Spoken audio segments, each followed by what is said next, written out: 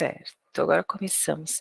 Então vamos trabalhar aqui com esse conceito de arte contemporânea, pensando a arte contemporânea como arte conceitual, tá? Então aqui tem a, a pessoa que elaborou aqui os slides, ela traz esse exemplo da merda da artista, tá? Do Piero Manzoni, tá? Merda de artista, esse artista italiano, para trabalhar justamente essa ideia da arte conceitual. Essa arte conceitual, ela está muito ligada à ideia do dia a dia, do cotidiano, do concreto, e até essa ideia de questionar até que ponto a arte é algo que se afasta. A ideia de arte tem, então, a arte mais tradicional, mais clássica, ligada à ideia do sublime, daquilo que foge do dia a dia, que te coloca numa outra posição, num outro estado de espírito, para que você possa desfrutar, né, da arte ali. E a arte contemporânea, ela aproxima tudo isso.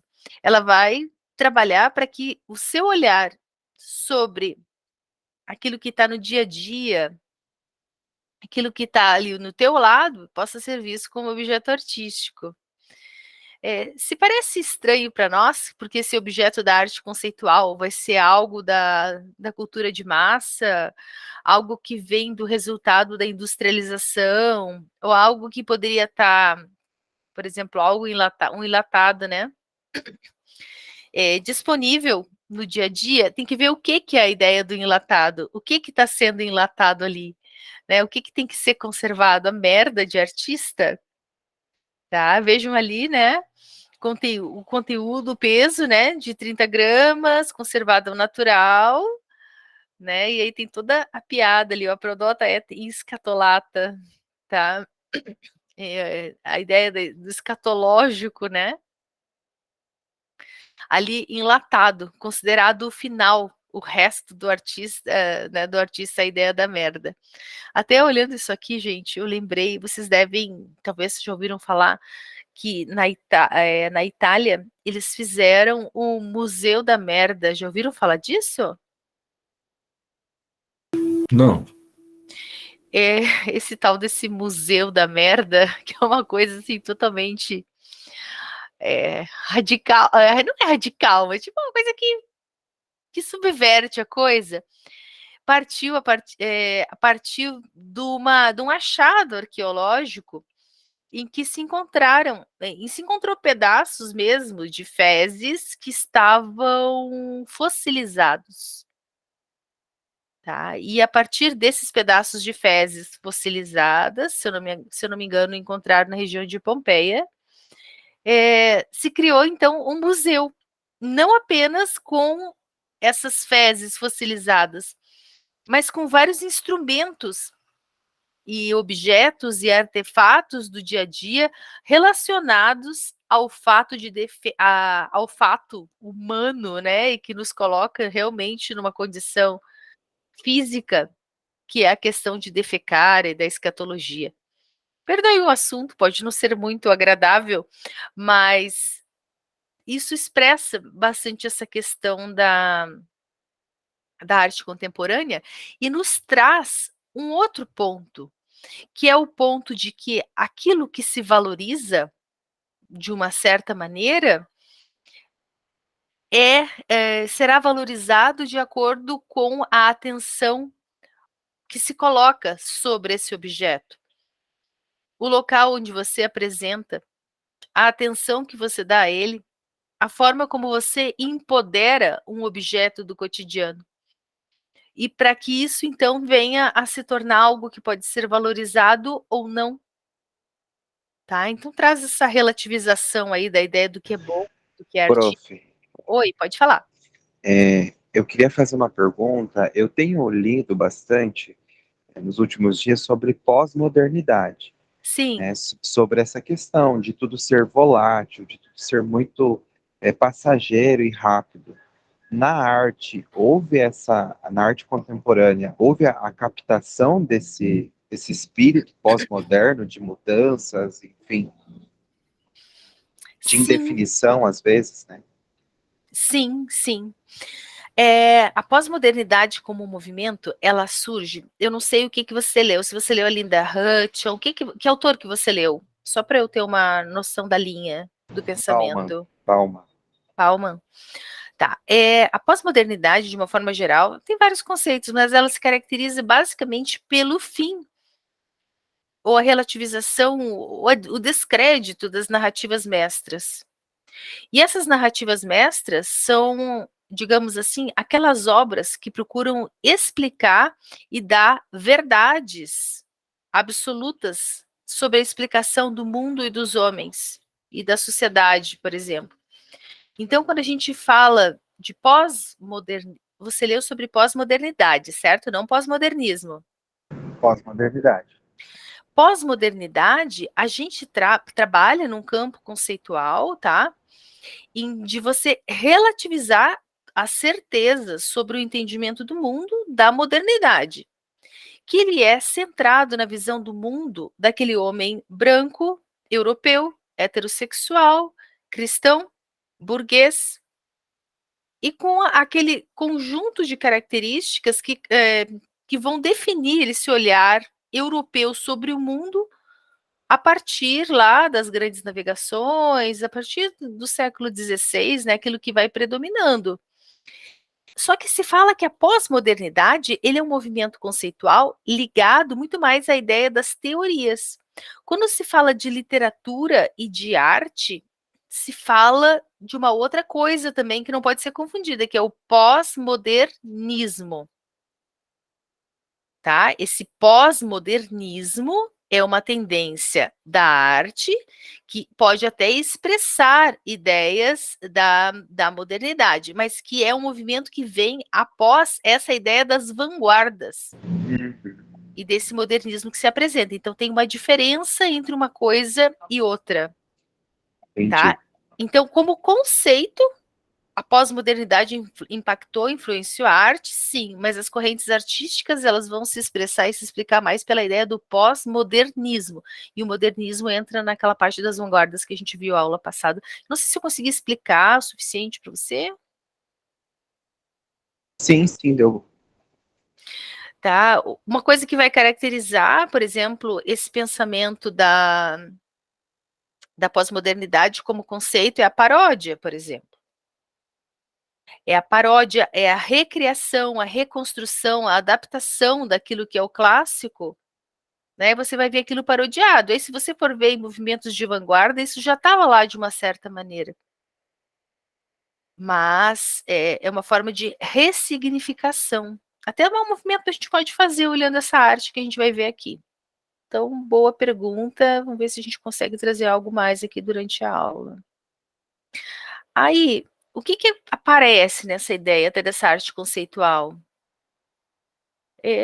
Veja que a gente ainda está nessa ideia, veja, aqui a gente ainda está no movimento, aqui a gente está no movimento, nessa arte que eu vou mostrar, de mais de pós-modernismo do que de pós-modernidade, porque ainda se defende uma superioridade das ideias vinculadas na obra de arte. Então, ainda existe uma narrativa mestra nessa arte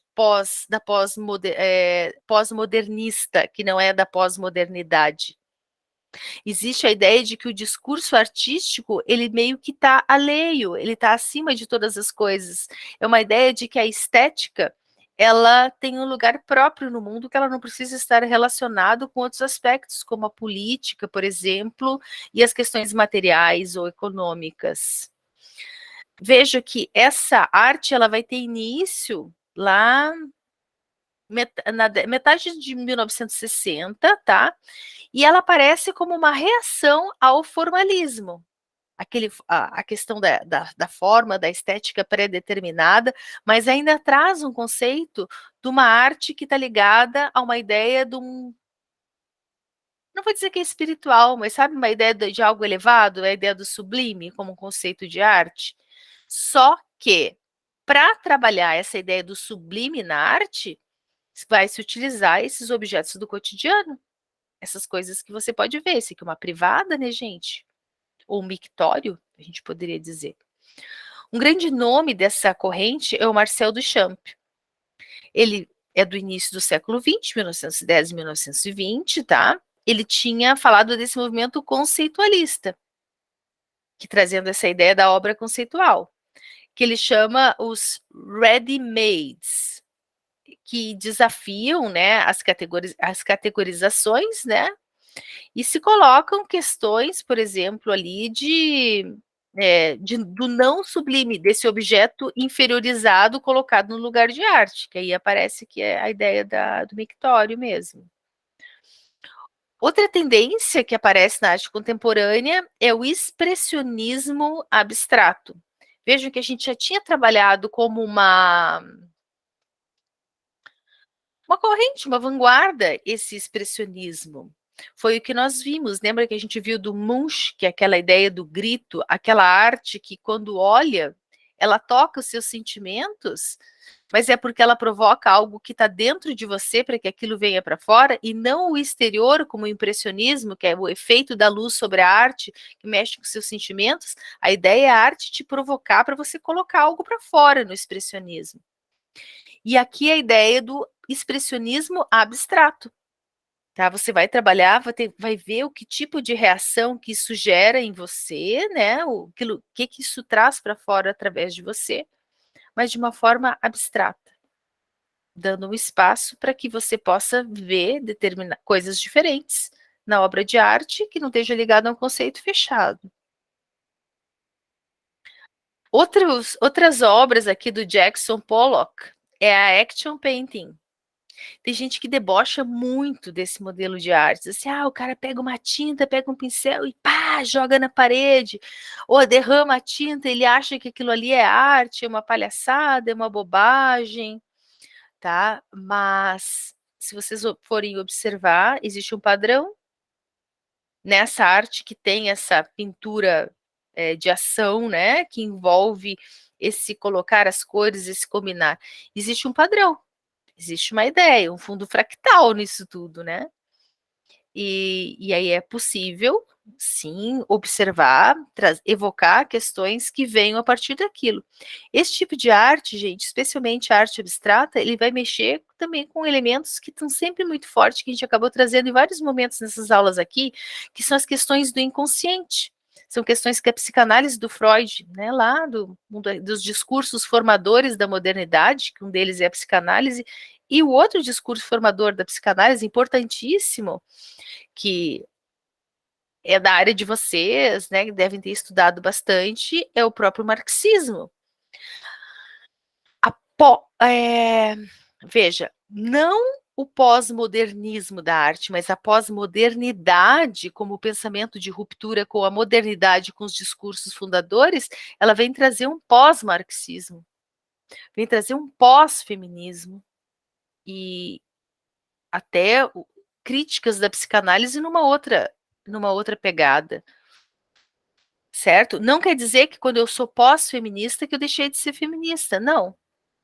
Só que eu preciso ir além daqueles que são os fundamentos, e o fundamento do feminismo é a crença, por exemplo, na existência de uma mulher, e que existe algo que define a mulher em si. No discurso da modernidade será muito claro, mulher é quem tem corpo feminino. No pós-feminismo isso é colocado em choque. Essas certezas são colocadas todas em choque, em um lugar de desconstrução. Então, há quem até mesmo acuse nesse excesso de desconstrução, esse excesso de abstração e de você romper com as bases dos discursos de forma extremamente radical, com a ideia do esvaziamento das causas. Como um pós-marxismo, então você esvaziou a causa marxista da ideia do sujeito como parte de uma sociedade, você esvazia isso.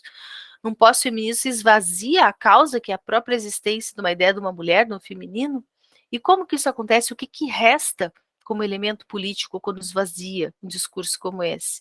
Mas existem já outras discussões, já que isso não para de acontecer na área teórica, trazendo outros fundamentos que vão dar conta disso, só que vão ser fundamentos que vão servir só para você dar o início à discussão e depois você desconstruir novamente esses fundamentos, considerando que são verdades temporárias. É meio louco isso, gente. Tá? Não sei se dá para entender muito bem, imagino que já tenham trabalhado essas teorias em algum momento, mas é assim, ó, você termina com todo o chão, com toda a ideia de verdade, todas as certezas a respeito dessas narrativas mestras, e aí você parece, poxa, mas eu vou fazer o que agora se tudo acabou? Aí você estabelece outras causas, as microcausas, coisas que vão pelos aspectos menores e não ideias gerais que expliquem o mundo. E na arte vai acontecer esse abstracionismo. Mas é aquilo que eu digo, é abstrato, mas ele tem uma ideia fractal, tem algo que se repete, tem uma combinação das cores, tem uma intencionalidade estética. Talvez isso não seja claro para todos os olhares, como numa pintura realista que você enxerga e você vê o sujeito que está sendo representado.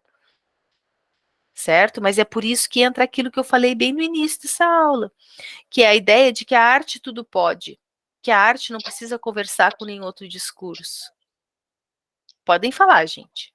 Não, eu sei dizer que eu gosto muito desse tipo de pintura. Eu tenho várias, eu já fiz vários estudos sobre isso, sobre esse tipo de pintura. E o que você tem, comenta com a gente um pouco do que você estudou, que você conhece, isso é tão legal. Não, o que me fascina são as cores, né? As cores, a forma que se cria sozinha, né? Eu acho muito interessante isso. E essa relação, pode falar. Não, é que assim, é estranho mesmo, parece estranho, mas você vai trabalhando a forma até chegar onde você quer que ela chegue, né? Assim, não é uma coisa tão. Tem artistas que trabalham dessa forma, eles jogam a tinta lá e que se crie, né? Mas tem outros que trabalham a cor e a forma até chegar a um ponto que você acha que está legal. E eu acredito também que a cor, ela também é uma forma de comunicar algo, né? De expressão. Exatamente. É por isso que eu digo que aqui fala muito de aspectos inconscientes e que você vai se tocar mais ou menos com essa arte, justamente por não ter uma forma definida, abrindo um espaço para você estabelecer relações próprias, suas, do seu interior, e estabelecer uma conexão individual com essa obra de arte. Ou É não. muito, é muito o subjetivo, né? Exatamente, muito questão inconsciente. Eu vejo que vai muito também da visão, né? Da maneira como a pessoa ela enxerga essa questão de arte. Por exemplo, aquele quadro ali que está com amarelo e preto, eu não, como quadro eu não compraria, mas se eu tivesse um tênis daquela cor, eu acharia interessante. Até na próprio estilo de roupa, da moda, dá para ser usado esse tipo de arte, né? Apropriado. Apropriação da arte a partir de itens. Eu acho que é interessante. E é o que conversa com aquilo que a gente viu da latinha, né? A arte, não, ao mesmo tempo que ela tem uma linguagem que ela seria algo que não precisa se conectar com o resto, né? É algo que ela pode estar em objetos do cotidiano, em objetos que você, num primeiro momento, não precisaria adaptados ou adequados àquilo. Então. E vai depender muito também do teu dia também, do que você está passando ao olhar para a pintura, né? O que você vai interpretar daquilo. Acho que tem muito isso também. Você pode estar num dia alegre e olhar e achar bacana. Você pode estar num dia triste, decepcionado com alguma coisa e olhar e pode ter até cores, mas vai mexer com você de outra forma. Pode falar, Não, isso é eu ia muito comentar interessante. que esses dias eu estava vendo, tem uma pesquisa que mostrou que o mundo, digamos assim, tem ficado mais cinza e isso tem se refletido até nas pessoas, no humor das pessoas. Então, as empresas hoje, as grandes empresas, têm optado por escolher cores mais frias, né, mais puxadas para o cinza, e daí foram feita uma pesquisa com pessoas com depressão, e, enfim, e viram que essas pessoas têm preferência por cores mais escuras. Então, olha como tudo está muito interligado, né? Em publicidade, você trabalha isso. Cores. Uhum. Existem cores para chamar atenção, existem cores para deixar você feliz, existem cores que te deixam tristes. Então, quando você faz uma peça de propaganda, você trabalha a cor. Você pode ter certeza, na televisão ou numa revista, alguma coisa que você veja, aquela cor não está ali à toa, né? Uhum, e eu acho isso muito legal, essa parte da linguagem das cores mesmo, porque isso é uma linguagem.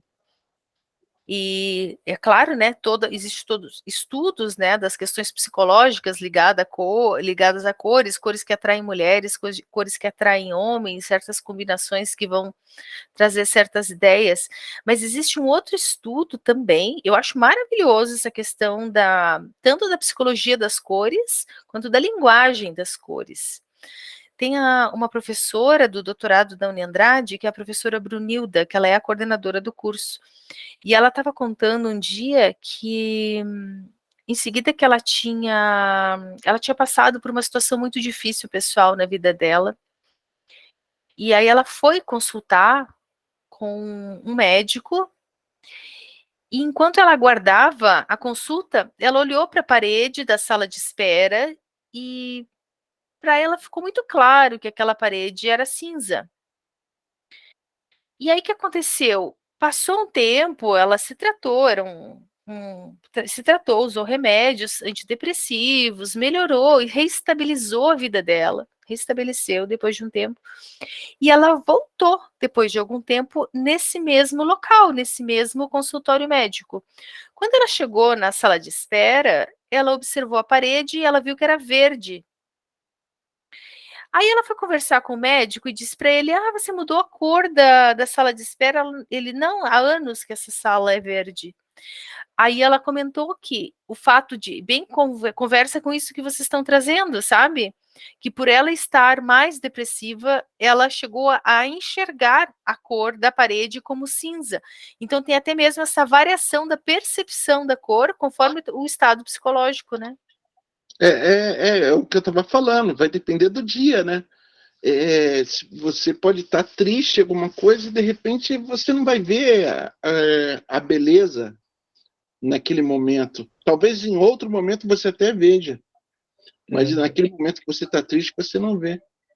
É muito interessante isso, Guto, que você está falando, porque eu, quando eu olho uma obra dessa assim, eu penso, me vem à cabeça como que o artista, como é que ele estava nesse dia, o que é que ele quis passar com essa obra, né? O que ele estava sentindo, né? Porque o artista também é uma pessoa, também vai passar né? O Pollock era complicado. O Pollock ele tinha uma doença mental, né? E até a forma que ele morreu, até hoje dizem que se suspeita de suicídio. Ele tinha depressão. Ele era uma pessoa doente. Mas interessante, né, essa psicologia do artista. Vocês falando, vocês também, vocês conhecem o Arturo Bispo do Rosário? Sim. Né, e é justamente, né, tem toda essa questão até da arte manicomial.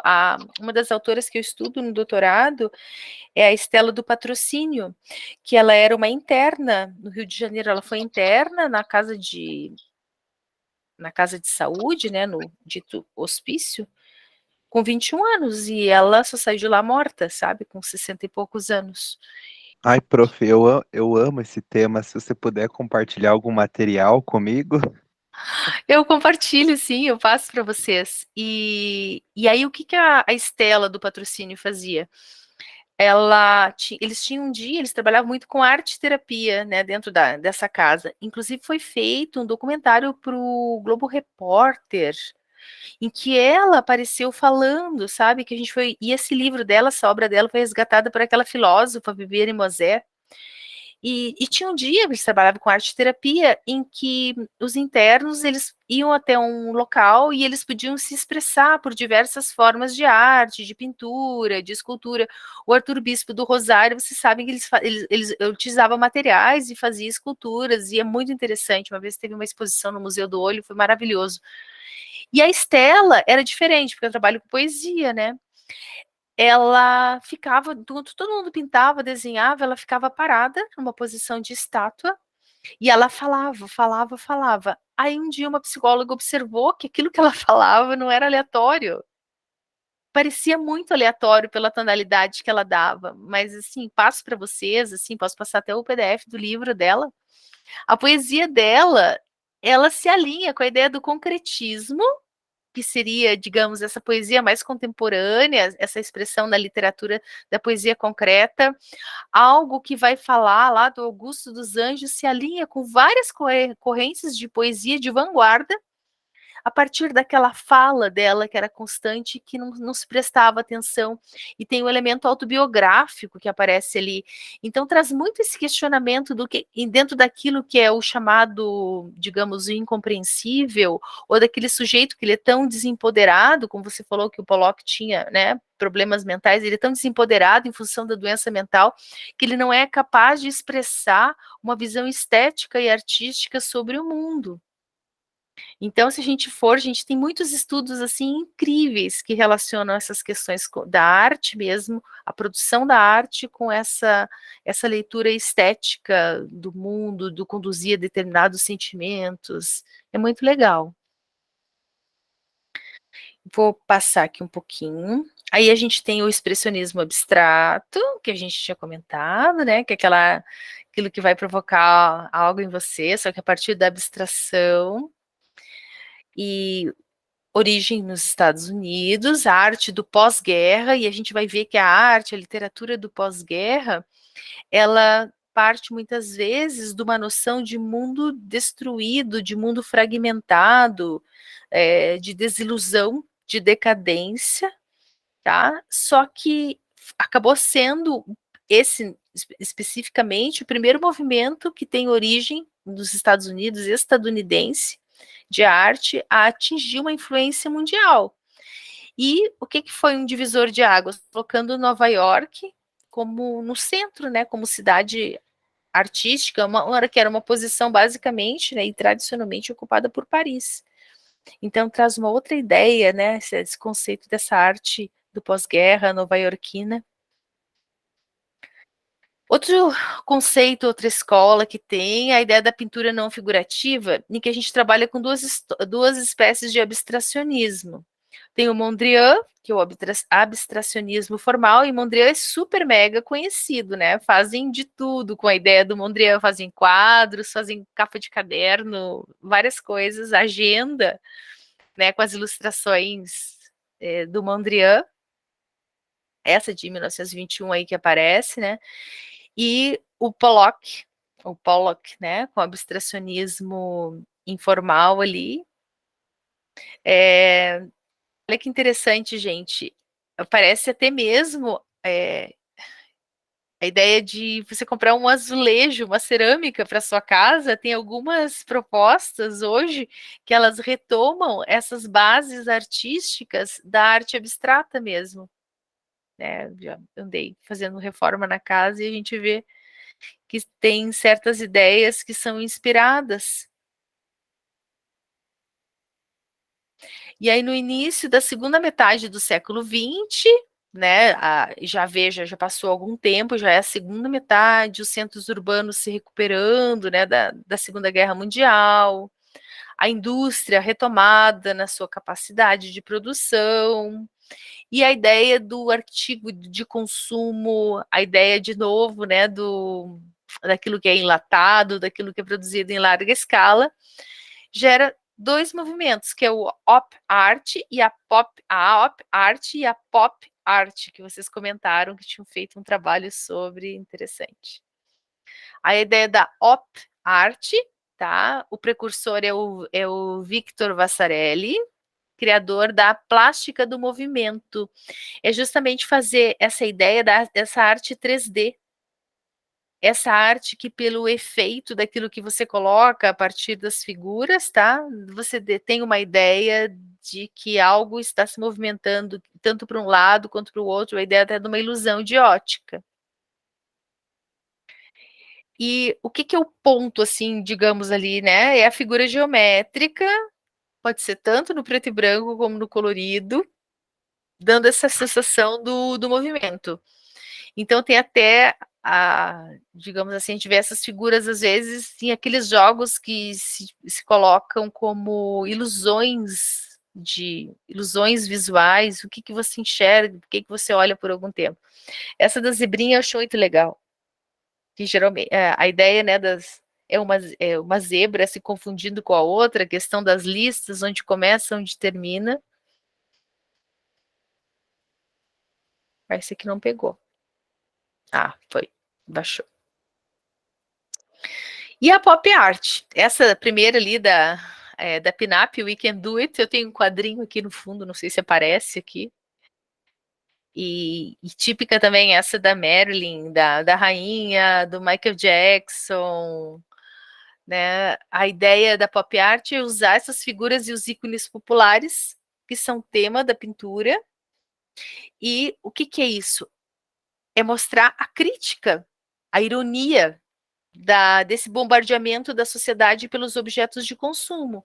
É como se a sociedade estivesse inteira imersa na ideia do enlatado e vem uma arte para reproduzir em diferentes cores o mesmo objeto, o mesmo rosto, a mesma figura, com cores diferentes. Tá? Mas como se fosse um pouco mais de variações da mesma coisa mesmo, tá? É o signo estético massificado, e aí entra bastante a questão que o colega falou, né, a questão da publicidade, do consumo, que entra ligado a isso, aí os materiais, né, a tinta acrílica, o poliéster, o látex, a cor intensa, vibrante, brilhante, as coisas do cotidiano em tamanho grande. A ideia é aumentar o real. O real vai ser considerado um hiperreal. Esse destaque em cima da ideia, vejam ali, a Marilyn, né, ela aparece excessivamente maquiada como uma forma que destaca em cima disso. Dentro desses movimentos que se estabelecem, agora voltando, saindo um pouquinho da arte, mas voltando para a questão das teorias, né? Desses movimentos que se estabelecem por você criticar o padrão e você tentar se afastar do padrão ou exagerar algo dentro de um padrão para que você perceba o padrão, existem outros movimentos teóricos, e inclusive teorias que estão ligadas a isso. Uma dessas teorias, que posso comentar em outro momento com vocês, é a teoria queer. Vocês conheceram a teoria queer no curso? Sim. Sim, conhecem a teoria queer? Acho que alguém comentou alguma coisa no chat, se alguém puder ler para mim, só para não tirar aqui. E o que é a teoria queer? A teoria queer, ela está falando, principalmente no olhar da Judith Butler, né? Ela fala da performance de gênero. E aí a grande figura, a grande representação dessa marca de gênero, o que determina o que é homem, o que é de homem, o que é de mulher nesse mundo binário do gênero, é quem? É a drag queen. Ela faz uma espécie de pop art do gênero. Em que sentido? Ela se monta para fazer a sua performance, para cantar, para fazer a sua apresentação. E ao se montar, esse sujeito homem, né, ao se montar, ao se preparar para representar a personagem drag dele, com o excesso do feminino, ele deflagra a construção do gênero naturalizado. Ele é mais feminino, ele é mais montado sendo homem do que uma mulher. Então, o feminino é uma construção, o masculino é uma construção. Então, até mesmo as posições de gênero e aquilo que a gente tem como naturalizado pertencendo a cada gênero são construções também. É meio que eu digo, isso poderia ser uma aproximação desse excesso, né? Só que em relação a uma outra área teórica, e entra a ideia daqueles pós. Por exemplo, o pós-feminismo vai trabalhar dentro dessa ideia. Aí aqui a pop art, aqui, né, o homo,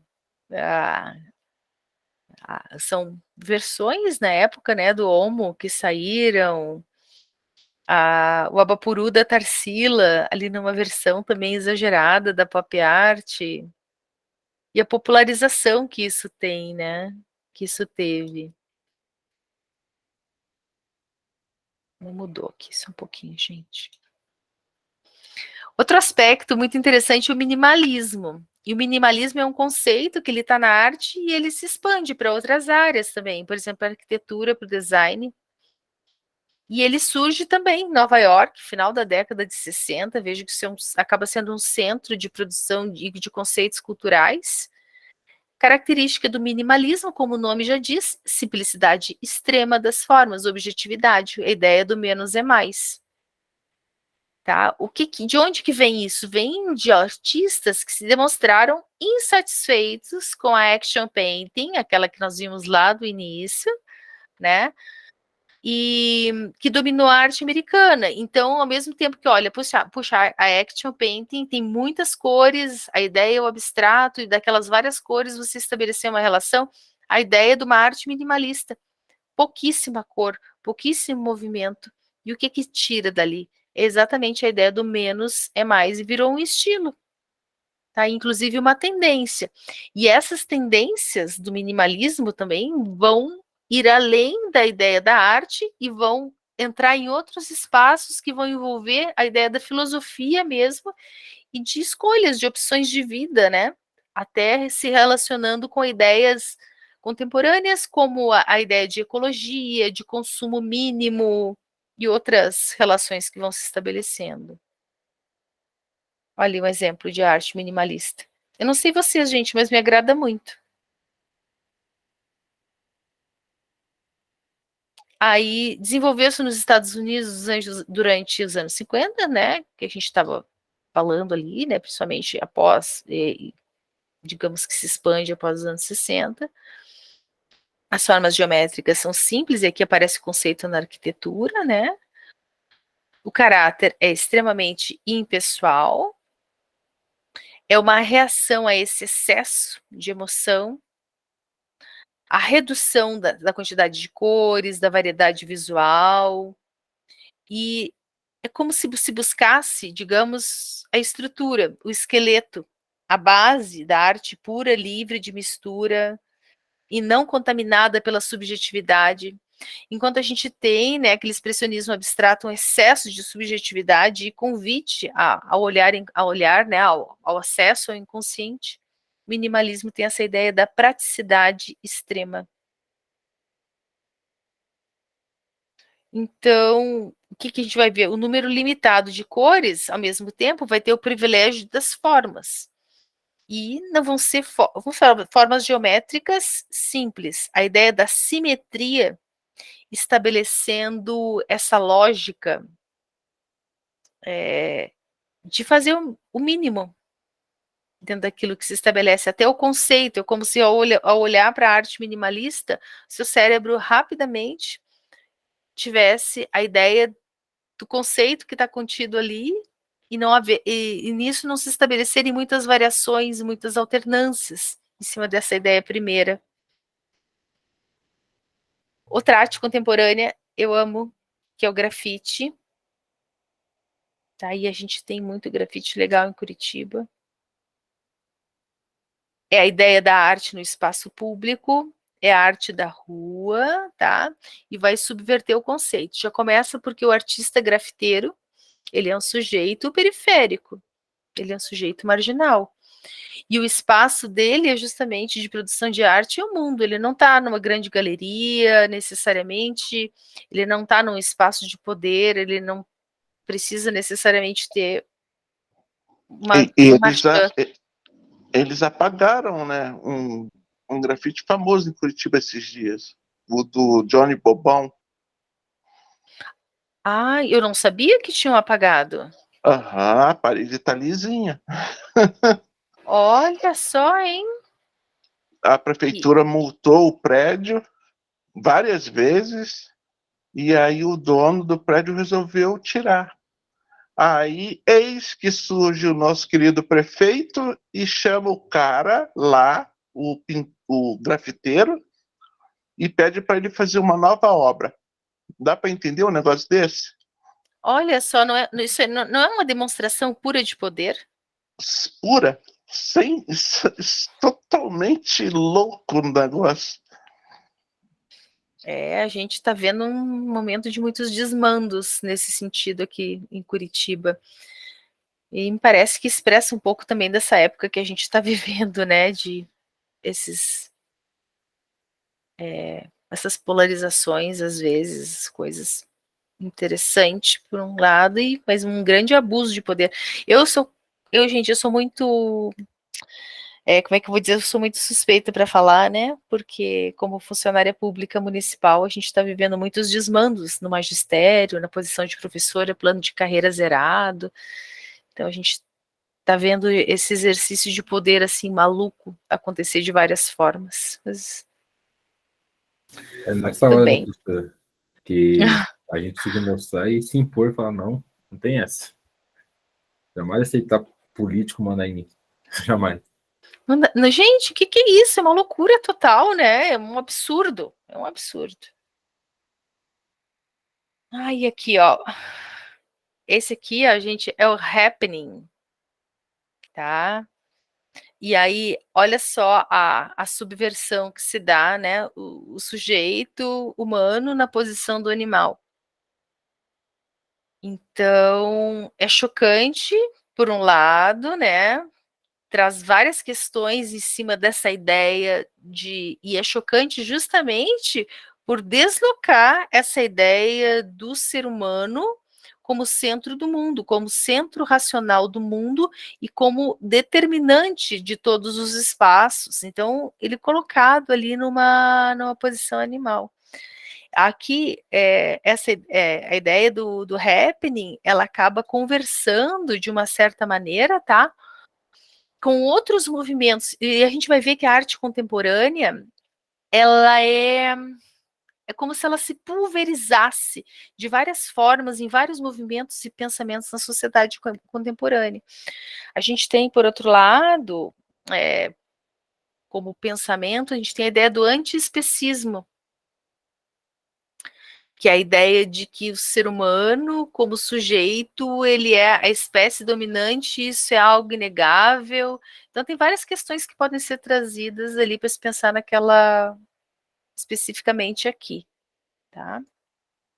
O happening, ele tem uma característica das artes cênicas, ele trabalha muito mais com a ideia da performance, ele é planejado, tá? Ele traz algum elemento da espontaneidade, da improvisação.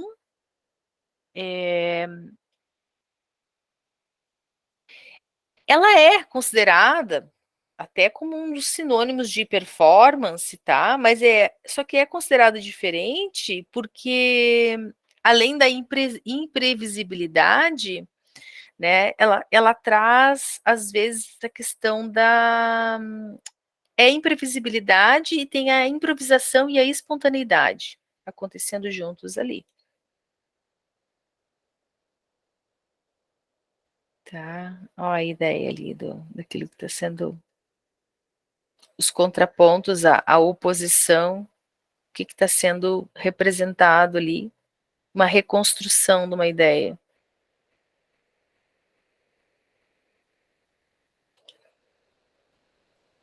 Tem a body art, a arte do corpo, a modificação do corpo. E veja, gente, quanta coisa que mexe com esse conceito, principalmente da ideia do ser humano como centro do universo, como detentor do conhecimento absoluto e do poder. E aqui a gente já está muito longe do cogito ergo sum, né, da ideia do Descartes, desse ser humano realmente centrado e centralizado. É realmente visões, não apenas alternativas e da periferia, mas que subvertem isso que é a noção básica e que deu sustentação da modernidade mesmo, que essa ideia de que o mundo foi feito para os homens e que a ideia do corpo como lugar sagrado, como um espaço que não pode ser modificado, a Moriarty, nossa, a gente subverte, ela implode o negócio completamente. tá? Vem ligada à arte do corpo, ela é conceitual, mas ela é também, tá ligada à arte conceitual e também ao minimalismo. Lembra que eu falei que essas correntes, elas estão se interpenetrando e se reconstruindo uma a partir das outras, tá? E o corpo do artista é o suporte, é o meio de expressão, e aqui a gente tem várias figuras que se modificaram em cima disso. Tem um sujeito, que talvez vocês conheçam, que ele se transformou, ele traz questões de lagarto mesmo, né? Ele mandou, a língua dele é fendida para fazer uma língua bifurcada, tem tatuagens pela maior parte do corpo. E aí é o próprio corpo do sujeito que é o seu meio de expressão. Tá? O espectador, quem olha, né, quem observa essa arte corporal, tá? Ele pode ser um voyeur, ele pode ser aquele que observa, olha o corpo do outro, mas ele também pode ser interativo, tá? São um convite à reflexão, a essa modificação do corpo, o que que aquilo está gerando, tá? Também, década de 60. Gente, anos 60 foi a ruptura, né? Toda essa questão ali de romper com esses conceitos tradicionais, vem o movimento hippie e vem por todos esses movimentos de arte que aparecem junto ali para quebrar com essas certezas e com os tradicionalismos.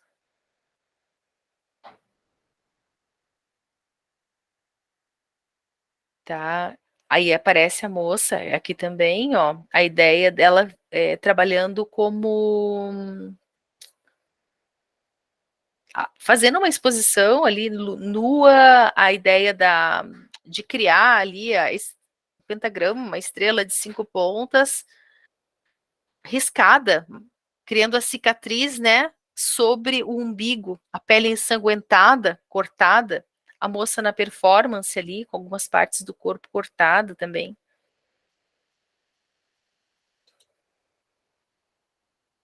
Ó, Ives Klein. A ideia da nudez ali sendo representada, né, ali a performance com a tinta, né, molhando, sujando ali os corpos e junto a música sendo tocada. São vários elementos que aparecem ali que trazem a ideia do chocar. Ao mesmo tempo, veja essa oposição da música clássica, dos instrumentos, os músicos todos engravatados e as artistas nuas ali.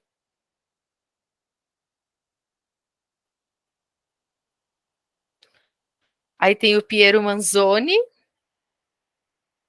tá? Olha a ideia da performance dele ali, da forma de se manter, de ser colocado, a ideia da cena que poderia ser desenhada sendo performada mesmo ali pelo sujeito na cena, a questão da tábua. Land art, a arte que se produz a partir da terra, tá? Ou earth art, né? É o tipo de obra de arte, né, que trabalha o que na terra, justamente trabalha com o ambiente, considera a natureza como a própria obra de arte, uma forma de se integrar à obra que é natural. Outro deslocamento de pensamento. Assim, aquela ideia, né, do ser humano dominar a natureza como uma arte, como aquilo que é perfeito. E além de arte, ela também, ó, a mesma época, final da década de 60, a monotonia cultural pelas formas simples também do minimalismo, o desencanto com a tecnologia da cultura industrial. Então, é um retorno à terra. E está muito ligada também com as questões ecológicas. Olha olha aqui a figura que aparece, né, na terra, um rosto desenhado na pedra, né, que parece uma pessoa ali integrada, mergulhada na terra. As instalações, que imagino que vocês já tenham visitado algumas em alguns museus, tá? A obra, ela está na instalação, a obra de arte, ela está num ambiente fechado, tá? E tem é uma arte interativa a instalação. Você entra e aquela forma como o ambiente está montado permite que você interaja como espectador. Então, às vezes, nas instalações, você vai ter uma mudança de luz, algum tipo de música, ou algum tipo de construção que provoque em você uma experiência.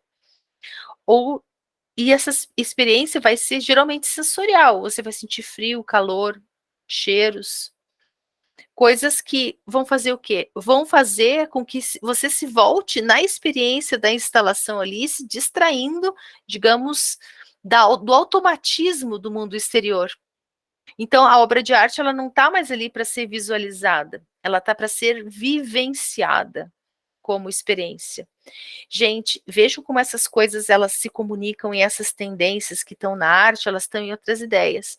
Faz bastante tempo, por exemplo, que o pessoal da área de administração, dessa área de negócios, principalmente da parte da gestão de turismo, fala da venda de experiência, que o produto que está sendo vendido já não é mais o produto, e sim o produto, ele é vendido pela experiência que ele pode proporcionar ao consumidor.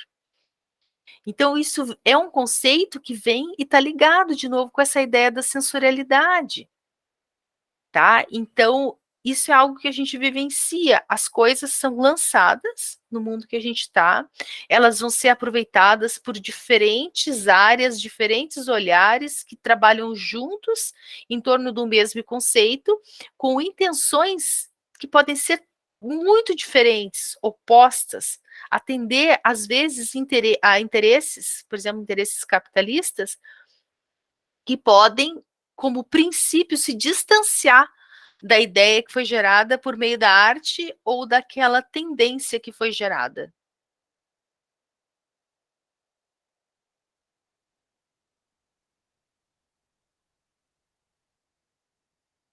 Não mudou aqui meu slide, só um pouquinho. Ó, um exemplo de instalação ali. Tá, como experiência visual. Ali, gente, as variações ali que aparecem, os jogos de luzes. Quem tá com... Tem instalações muito interessantes, é o Museu da Língua Portuguesa em São Paulo, que ele foi reconstruído, gente. E a proposta são instalações, claro, que a ideia é te conduzir a experiências envolvendo a linguagem, a língua e a literatura.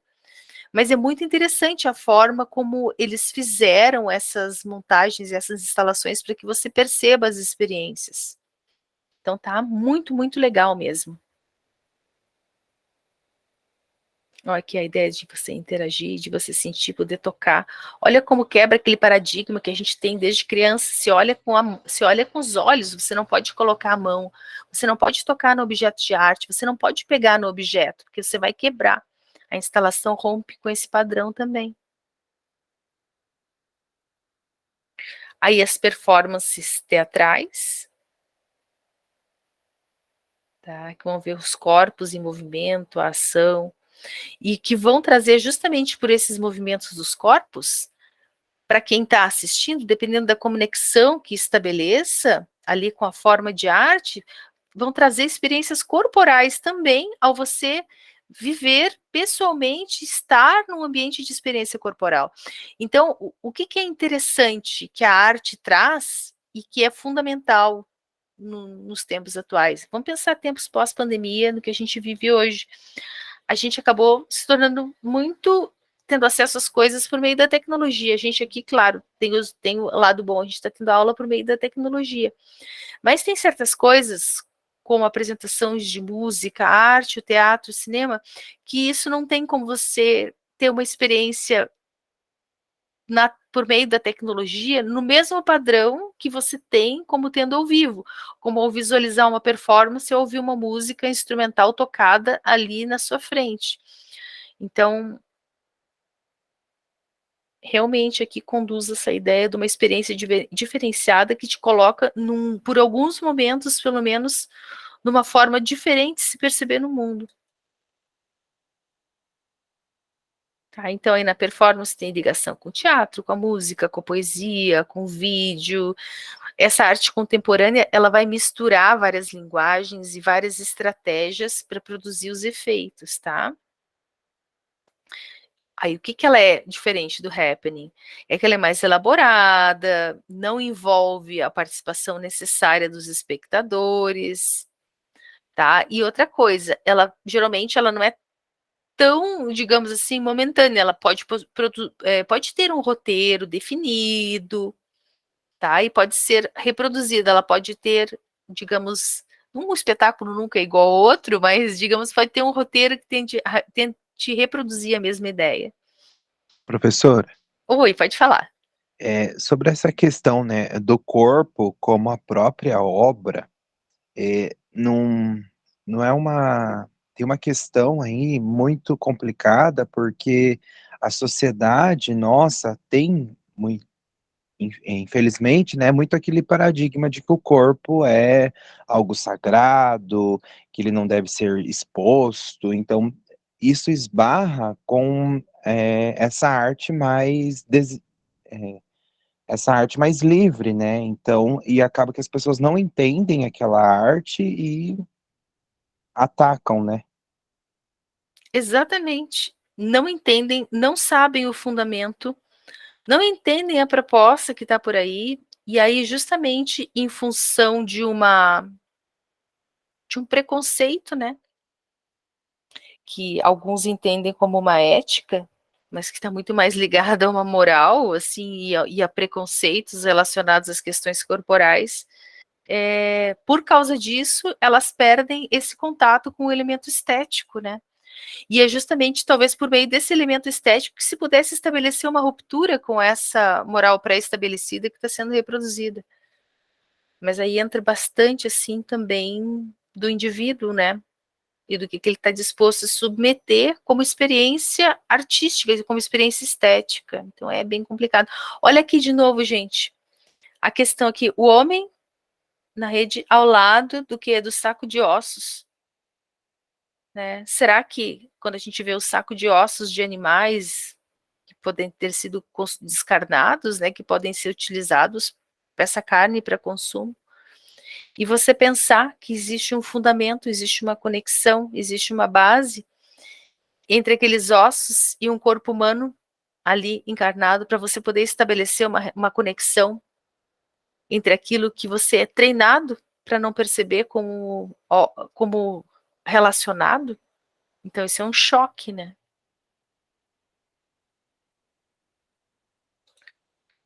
Olha ali, gente, os corpos olha ali mostrando especificamente, né?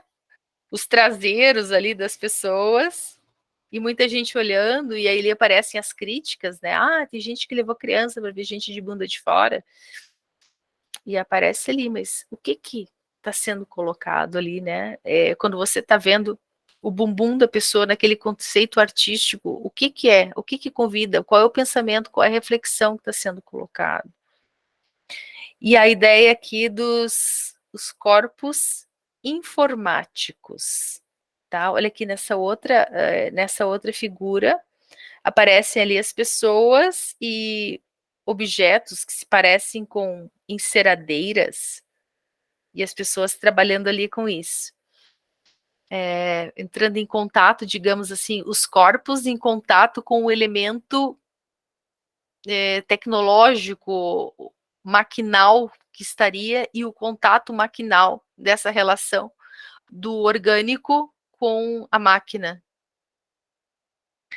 Ó, a ideia da intervenção, a intervenção é interessante, essa figura que aparece, né? A pessoa metendo a boca no mundo, né? E aqui são flores de papel que aparecem, é uma forma de você interferir, de você modificar o ambiente. Essa arte traz a intervenção, a ideia de trazer uma mudança clara a partir daquilo que apresenta,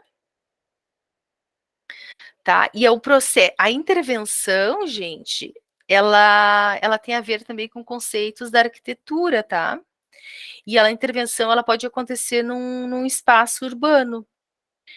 Essa intervenção, ela pode ser definitiva ou ela pode ser temporária, pode ser efêmera. E aí entra um pouco daquilo que vocês estavam falando, do simplesmente vai lá no prédio e apaga o grafite, isso não é uma coisa isolada. No momento que você tem um grafite, que você tem a pintura que está ali, isso faz parte da paisagem urbana, isso faz parte daquilo que está dentro do contexto como um todo, já não é mais do dono do prédio, já não é mais especificamente daquela pessoa, né? Então, é uma arte que acaba por se incorporar à paisagem, pode ser uma paisagem urbana, ao que está sendo colocado ali, ela faz parte do todo, ela acaba se tornando, de uma certa forma, um bem público, tá? Então, no urbanismo, as intervenções que são feitas, elas normalmente, elas usam de restauração ou de recuperação de áreas ou de prédios que são muito simbólicos, assim, para a representação da ideia da cidade. Também é um processo em que se pode trabalhar com colagem, com montagem, edição, pode colocar uma fotografia, uma pintura, uma escultura, um objeto, e outros objetos, tá?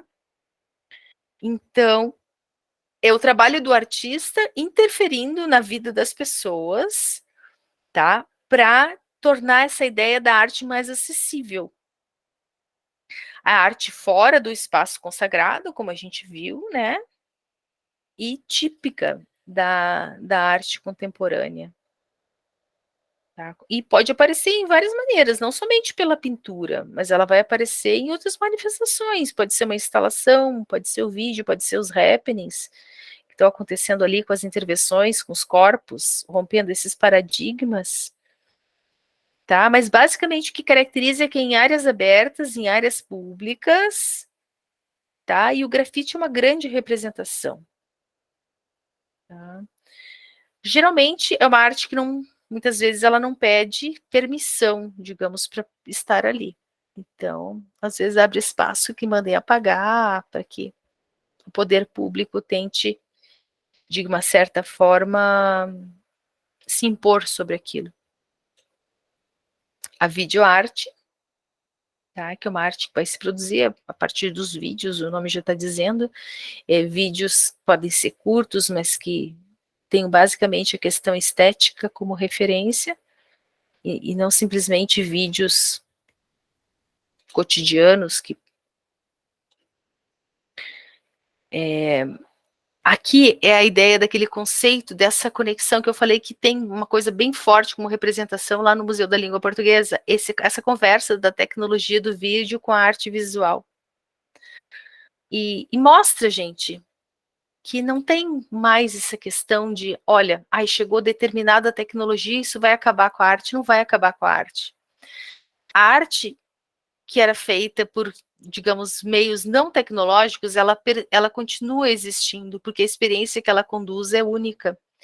E a arte, mesmo que se aproxime, que seja feita de forma tecnológica, ela conduz a um outro tipo de experiência que é típico dela. E as várias formas de arte, elas convivem com propostas diferentes e trazem possibilidades de olhares diferentes a partir desses vários mecanismos, dessas várias ferramentas, tá? Então não é mais não é o instrumento que você usa para fazer a arte, e sim a forma é o instrumento combinado a partir da proposta do artista que vai levar a essa reflexão, a essa experiência estética. Aqui alguns exemplos, né? Umas televisões empoleiradas, no computador, em cima ali de um cravo. Né? Acho que seria um cravo ali. Tá, então, gente, seria isso. Até passei um pouquinho do meu horário. Peço desculpas para vocês.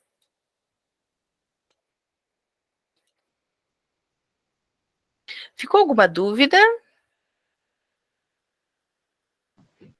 Tranquilo, né? Tá, gente. Então, se não tem nada, se tiver qualquer coisa, eu envio o material Eu vou enviar o material para vocês da Estela do Patrocínio, eu vou mandar pelo Denis, tá? Caso alguém tenha. E se eu esqueci, vocês peçam para ele me lembrar. Se tiverem qualquer dúvida também, podem fazer as perguntas para o Denis, se precisar, ele encaminha a mim. E a gente vai fazer essa prova aí num bem bolado para que ninguém saia prejudicado, já que tiveram 2 professores durante a disciplina. Tá bem para vocês, gente? Tranquilo. Ok. Então tá certo, gente. Um abraço grande para vocês, boa noite e até mais. Um abraço, bom Até dia. mais, prof. Boa noite. Boa Um noite. abraço, tchau, tchau.